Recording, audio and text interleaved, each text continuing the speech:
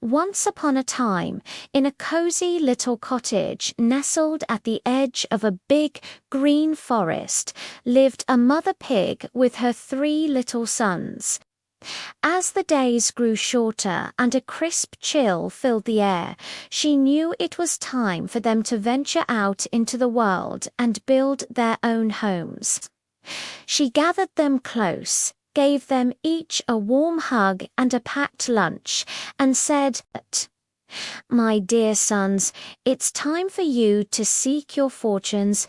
Go and build strong houses for yourselves, but always be wary of the big bad wolf who roams these woods.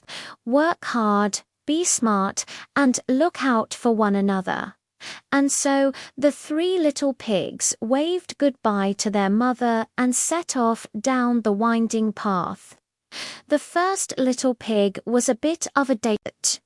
He preferred playing his flute and dancing in the sunshine to hard work. As he trotted along, he met a farmer carrying a large bundle of straw. "What a wonderful idea," he thought. "A house of straw will be so quick to build, and then I'll have the rest of the day to play." He bought the straw from the farmer, and in no time at all he had built a small, simple house. He was very pleased with himself and spent the rest of the afternoon happily playing his flute. The second little pig was a little more practical, but still in a hurry. He wanted to finish his work quickly so he could go and visit his friends. Soon he came across a man with a cart full of sticks. "Perfect," he thought. "A house of sticks is surely stronger than straw, and it won't take too long to build." He gathered a big pile of sticks and began to work. He tied them together and stacked them up, and before long his wooden house was complete. It was a bit wobbly, but it looked cozy enough. He locked the door and went off to enjoy his afternoon. Now, the third little pig was the most sensible of the 3. He remembered his mother's warning about the big bad wolf, and he knew that safety was more important than playtime. He walked a long way past the fields of straw and the piles of sticks until he met a man with a wagon full of strong red bricks. "This is exactly what I need," he said to himself. "A brick house will take a lot of work, but it will be strong and safe." He bought the bricks and got straight to work. He mixed the mortar, laid each brick carefully, one on top of the other, built a strong wooden door and a sturdy chimney on the roof. It took him a very long time.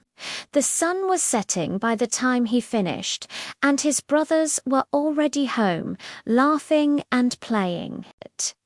But the third little pig felt a deep sense of satisfaction as he looked at his solid little fortress. He lit a warm fire in his new fireplace and settled in for the night, feeling completely safe.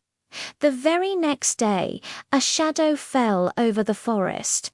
The big bad wolf, with his sharp teeth and hungry eyes, had caught the scent of the little pigs. He crept silently through the woods until he came to the first little pig's house of straw. He knocked on the door. Little pig, let me come in," he growled in his deepest voice. The first little pig peeked through a crack and saw the wolf's big ears and sharp teeth. He squealed in fright, "Not by the hair of my chinny chin chin." "Then I'll huff, and I'll blow your house in," roared the wolf, and he huffed, and he puffed, and with one mighty breath he blew the straw house all to pieces. The first little pig squealed and ran as fast as his little legs could carry him, all the way to his brother's house of sticks. He burst through the door, shouting, "The wolf! The wolf is coming!" The two pigs huddled together as they heard a loud knock. Little pigs, let me come in," the wolf growled, his voice even angrier now. The two pigs trembled and cried out, "Not by the hair of our chinny-chin-chins. Then I'll huff, and I'll blow your house in." The wolf bellowed, so he huffed, and he puffed, and he blew with all his might.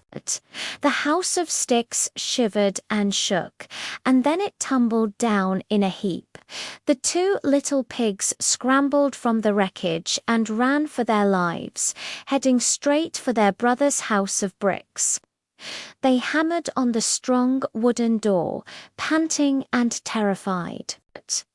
The third little pig opened it quickly and pulled them inside, locking it securely just as the wolf arrived, completely out of breath and furious.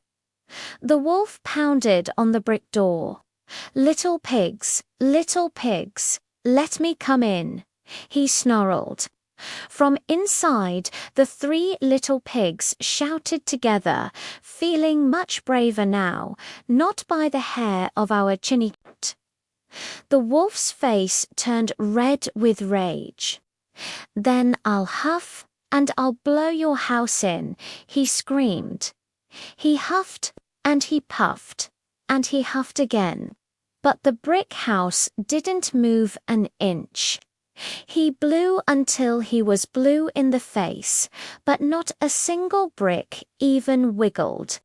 The house was simply too strong. Defeated, but not ready to give up, the cunning wolf had another idea. He looked up and saw the chimney. "Aha," he thought. "I'll climb onto the roof and slide down the chimney to catch them." He quietly clambered up the side of the house and onto the roof. But the third little pig was clever. He had heard the scratching and scrambling on the roof. Thinking fast, he told his brothers, "Quick, help me with this." He had a large pot of water boiling over the fire in the fireplace. The three pigs worked together to lift the heavy lid off the pot.